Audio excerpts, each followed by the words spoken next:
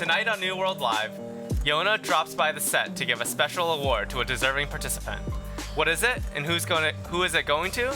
Stay tuned to find out. New World Live starts right now.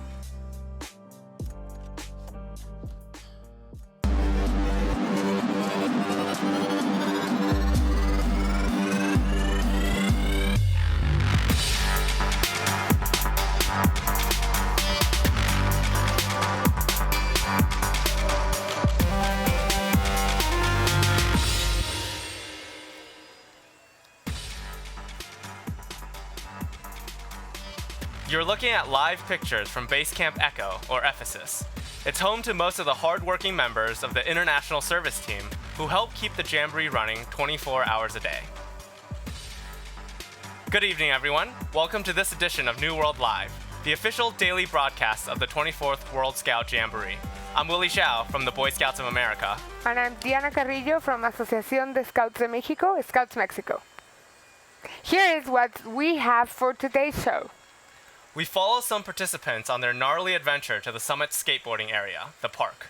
Our field correspondent, Luke Muller, is currently in Echo, or Ephesus Base Camp, reporting on all things IST. Will made one of the very first recipients of the Novus Jamboree Participation Award, and we'll walk you through the escape room in the Global Leadership Development Program right here in Legacy Village. We're also going to take you on a visit to the Summit's very own Brownsea Island. And earlier today, our colleague Keegan Edman talked to Craig Turpey, the chairperson of the World Scout Committee. We'll also hear from Craig about the future of scouting around the world. Before we get to all of that, let's first take a look at what's the coming weather. Here with our colleague, our very own Jamboree meteorologist, Kyle Kippel. Diana and Willie, enjoy the sunny conditions at the World Scout Jamboree while they last. Rainy conditions are in the forecast beginning this week. I'm meteorologist Kyle Kippel, and I want to show you this picture taken by Andrew Skinner on the live stream team. This was Saturday night's sunset. You can see the sun just setting here at the Summit Bechtel Reserve. Tonight's temperature is around 64 degrees Fahrenheit, around 18 degrees Celsius. Wind out of the south around 3 miles per hour or 4 kilometers per hour, and that could allow some valley fog to form in the early morning hours. And at least tonight, not looking at a chance of rain, but the rain chances do increase as we begin this week. Across the region, temperatures in the lower 60s Fahrenheit tonight, upper teens in Celsius, and will be a comfortable night temperature-wise. Tomorrow's highs for Monday will be approaching 80 degrees Fahrenheit, but we will have some more clouds out in the atmosphere to start your week, around 27 degrees Celsius for Monday temperatures highs. We are watching for the chance of rain beginning this week, and rain chances do increase every single day. Starting Tuesday, around a 60% chance of rain. You see that now on the 3-day outlook, and not pretty icons we had to choose for our weather. 82 degrees Fahrenheit on Monday, 80 Fahrenheit on Tuesday, and 82 degrees on Wednesday. Evening lows comfortable throughout the night, but humidity will be increasing over the next couple days due to the increasing moisture in the atmosphere. 28 degrees Celsius on Monday, 27 on Tuesday, and 28 on Wednesday. Take a look at the weather map. High pressure remains here across the eastern parts of the United States, but here's that frontal system bringing showers and a couple thunderstorms already through the central parts of the United States. This will move into our region Monday night going into Tuesday, and I'll time that out for you. This is using the GFS model, and you can see as that cold front tracks toward West Virginia, rain chances increase across the mountains and across the Appalachians on Tuesday. Make sure you have an umbrella or a rain jacket as you go about your festivities at the World Scout Jamboree. Here's the next 6 days. Look at the rain chances staying with us through Thursday. 60% chance on Monday with temperatures 82 degrees Fahrenheit, 28 degrees Celsius. Tuesday, Wednesday, and Thursday, temperatures remain warm in the lower 80s, upper 20s in Celsius. And take a look at those icons there. Rain chances stick with us through Thursday, and we'll see what happens with this storm system as Friday and Saturday approaches. Back to you.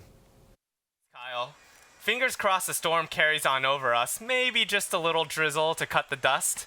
We get to keep the sun until the Jamboree ends, and that would be awesome. There are about 10,000 volunteers in the International Service Team, or IST. They're all adult leaders in scouting in their home countries. They come from all over the world, from different countries, to work here at the Jamboree to ensure that all scouts get the best possible experience here at the summit.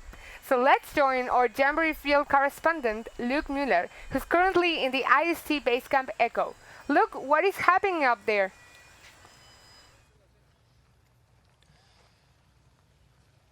Hey guys, I'm here in front of Tico Lake at Basecamp E, where a bunch of IST members are just coming home from hard days at work around the Jamboree.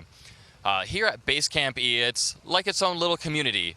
We have a lot of amenities here to choose from our state-of-the-art dining facilities where we go for breakfast and dinner, to other nicer places such as the Chat and Chew, where we can go for snacks when we feel like it in the evening, or there's even a workout facility, a yoga room, and a music tent. I'm here with one specific IST staff member, Timothy. Would you like to tell everyone where you're from? Yes, hello everyone. I'm Timothy from Hong Kong. Thanks. Now, with all of the different facilities around here and the opportunities to interact with other IST members who aren't necessarily in your program area or even from your home country, can you tell us about some of your experiences and maybe some of the interesting people that you've had a chance to meet here at Basecamp? Well, it was a great experience to be able to be living in this eco camp, and one of the best experience that I have had in the past week was to meet one of my Philippine friends who, when we knew each other like 5 years ago, and we were able to meet each other 5 years later back here in the Chat and Chew behind us. Great. And do you have a favorite place to hang out here in Basecamp Echo? Obviously, I think that everyone would agree with me that it would be the Chat and Chew, because like in Chat and Chew you could do everything you like, from trading patches to just sitting down and chatting, or to enjoying the performances in the Chat and Chew. I can agree with you there. The Chat and Chew is certainly an exciting place to be at all hours of the day. All right, thank you very much, Timothy. It was great talking to you. We're going to head over back to you guys at the set. Thank you, Luke. One of the areas we haven't explored yet here at the show is the park. The park has everything to take you from beginner to pro, and even a foam pit to practice your sickest tricks. Our team followed some scouts trying out their moves and the amazing team, which makes it all happen.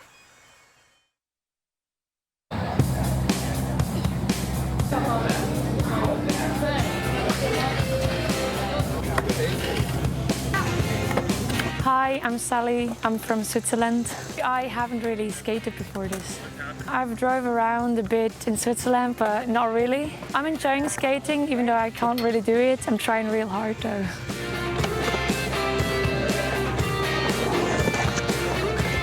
That would make me help you Hi, I'm Larry Peterson from Portland, Oregon, USA. I'm the director here at the park. Everybody's helmeted. Skaters have elbow, knee, and pads and wrist guards. We train them from learning to fall to learning to balance on the board, learning to turn, and once they can do a couple ramps, we turn them loose.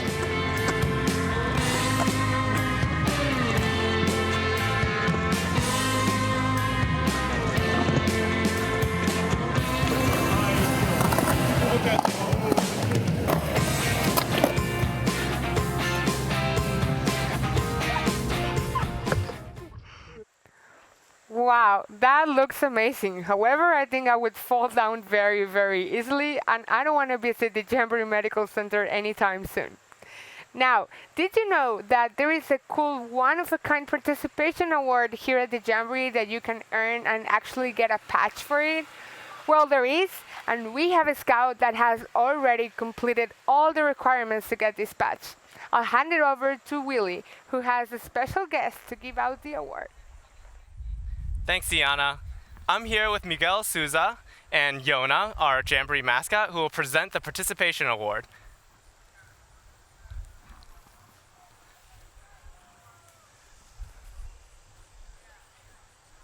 Woo!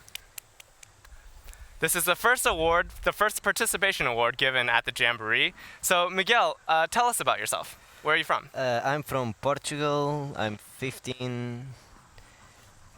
Great. And Yeah. how does it feel to be the first person at this massive Jamboree to receive this award? I'm very happy. Cool. Really happy, actually. Yeah. So you had to do a number of things in order to earn this award. Out of those things, what was your favorite one? Maybe do the games at Brownsea Island. Yeah. I had a lot of fun with those. Cool. And what games did you play there? Robin Hood, some kind of basketball, tug of war. Yeah. Those all sound great. Yeah. Yeah, and I love basketball. I love tug of war. It's awesome. What are some of the other things that you've done at the Jamboree? The other things? Yeah. I've done some activities like the ones at the barrels. Yeah.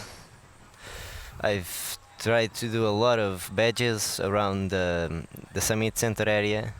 Great. And what is something that you're looking forward to for the rest of the Jamboree? One activity. The bows. I'm trying to go to the bows. Cool. Yeah, we did a segment on that yesterday where you got to shoot dinosaurs with the bows, and that was really cool. It's gonna be fun to experience. Yeah. So thank you so much. Congratulations again on earning the award, and have a great rest of your Jamboree. Thank you. Back to you, Diana. Wow, that looks like a lot of work that they have to do. Congratulations. We still got a lot of ages before the Jamboree ends, so if you also want to achieve this Jamboree Participation Award and get your patch, visit the Novus area in the official 2019 Jamboree app to find more. And if you're looking on your Jamboree Participation Award, you will probably spend time in the Legacy Village here at the Jamboree.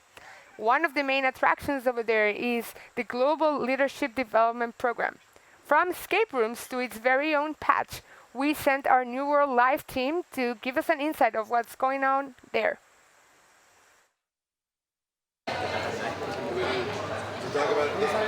The Globe Leadership Development Program is teaching the participants of the Jamboree about leadership without having to sit through a lecture. They actually get to do something, and they get to experience what leadership is through the use of our escape rooms. So our escape rooms, we have 3 different ones, 9 total rooms: survival, lost in space, and derailed. And you have 25 minutes to be able to experience an awesome leadership time where you spend time with your group working through different leadership styles while escaping the room. Escape room. It was really interesting to see how the surveys that we took earlier played out in actual experience. My name is Noah Smith, and I'm serving as a Globe Game Guide, and I'm going to tell you guys a little bit about what a Globe Game Guide is. It is almost a facilitator and a trainer that takes you through this Globe experience. You go through and you work through different attributes and leadership qualities, and then you go through a development process through escape rooms where we watch you and understand what your leadership style is and how you put it into play. And then you go through a discussion part at the end of it to where we recap what you just learned through this whole experience. Today I learned to take more action, listen more to my followers, to be more interactive with them. So come on by the Globe. You can earn the leadership badge just for taking the surveys and learning about how you exhibit leadership and how you might approach it. And then for those of you that go through the escape rooms, you can also earn the Globe badge. That looked like such a great opportunity to have at the Jamboree. I've tried a couple of escape rooms. I don't think I've ever finished any of them. So maybe this Jamboree, we could do it together and get it done. I hope so. So I love how much Scouting develops life skills in its members. Whether you be a youth or adult member, it's just so inspiring to see. And that's something that Lord Baden-Powell sent out to achieve all the way back in 1907 when he first started the Scout movement. In fact, here at the Jamboree, at the summit, we have our very own Brownsea Island, a small replica of the UK island where Baden-Powell first held a camp for Scouts. It would be another 13 years before he held the first World Scout Jamboree, but Brownsea Island will forever be famous for its origins. Let's take a look at what our participants are getting up to over 100 years later and here in our very own American Brownsea Island. So this is Brownsea Island. What we do here is recreate the first camp that Baden-Powell created with his scouts on Brownsea Island in Great Britain. So throwing the squaler is based on a life-saving, jumps in to save a drowning person. They should first try and throw a rope out to them so that they're not putting themselves at risk. So this was a special technique to gather the rope in a way that wouldn't tie it in knots when it's thrown and allow it to be thrown a far distance easily. The purpose of it was to teach the scouts the skills of memorization and memory development. So being observant of their surroundings. He felt like one of the greatest skills of being a scout is to be observant, to know what's around you, and to be able to remember what's around you so that you don't get lost and so that you're aware of where other things may be. So he would show all of his scouts a box filled with random objects and give them only about 15 seconds to observe everything in that box. And then once it was hidden and closed up, they would have to try and remember from memory everything that was in that box and write it down.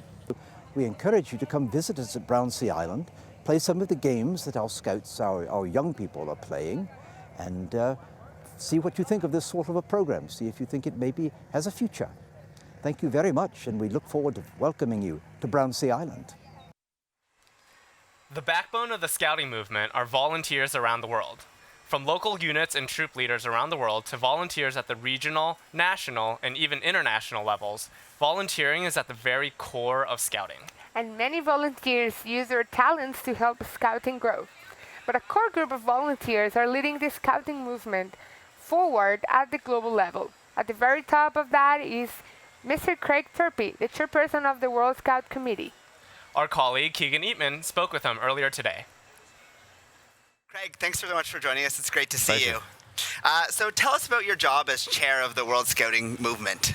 So the chair of the World Scout Committee is a volunteer role, and I head up a team of 27 who are charged with the development and growth of the movement all around the world.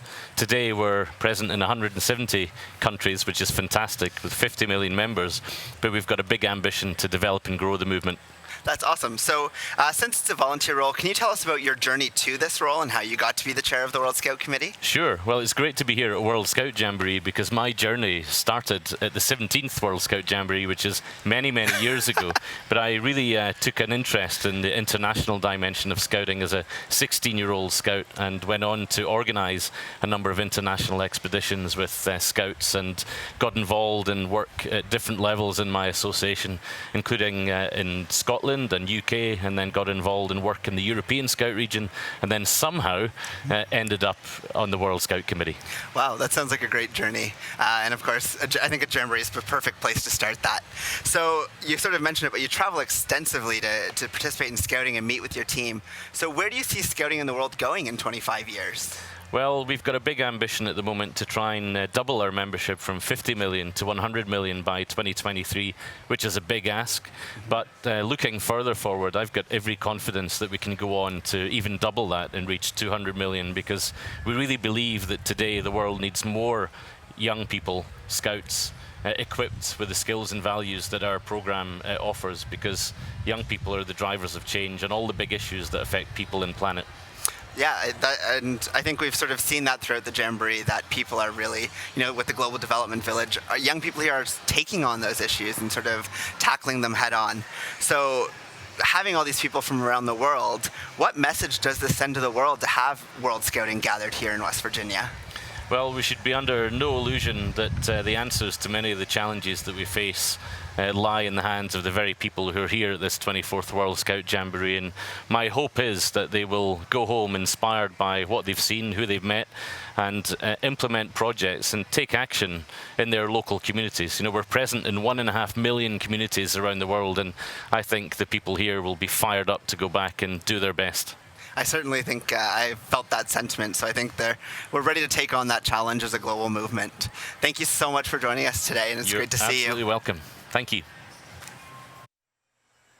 Just before we go, we have time to head back to Luke, live at Subcamp E. How's it going over there, Luke? Hey, Willie. Things are going great over here. I have another IST member with me here who is going to introduce himself right now. Can you tell me about your name, where you're from, and what you're doing here at the Jamboree? So my name's Daniel McKissick. I'm from Northern Ireland, and I am Deputy Head of Logistics for the UK Food House at the Jamboree. So you deal with food a lot. I gotta ask, do you get sick and tired of seeing all the food day in and day out? Well, we're serving a ton of chips every day, so I say by the end of Jamboree I'll never want to see a chip again. That's understandable, but they're so delicious, I don't think I could stay away forever. Now, here at the Jamboree, this isn't your first Jamboree, right? No, I attended Japan as a participant in 2015 with Unit 62. So what motivated you to come back to this Jamboree as an IST member? I think as a participant, when you see the Jamboree and you live it, you get the buzz and you realise that IST is the next step forward, that you're going to enhance the lives of the other young people in the Scouting organisation to improve their life inside Scouting and take it back to their remote grassroots Scouting. And now, going from a participant to an IST member, have you noticed your experience differing a little bit? Obviously, you're working a lot more, but your interactions with participants and IST, can you tell me about how that's been for you, this Jamboree, and how it's felt? It still feels the same as a participant because a Jamboree is a big city for the full 2 weeks that it's on, and everyone's friendly and no one has a bad thing, and the Jamboree is a friendly bunch. It's basically a small city of scouts working together. And whether it's a participant, an IST or a leader, everyone's willing to stop and talk and encourage and get involved in Jamboree life. Sounds great. I can wholeheartedly agree with you, actually. Thanks, everyone, for tuning in. Thanks for chatting with us. This has been Basecamp E, and I'll send it back over to you guys at the set. Thanks, Luke. I also agree with those final words.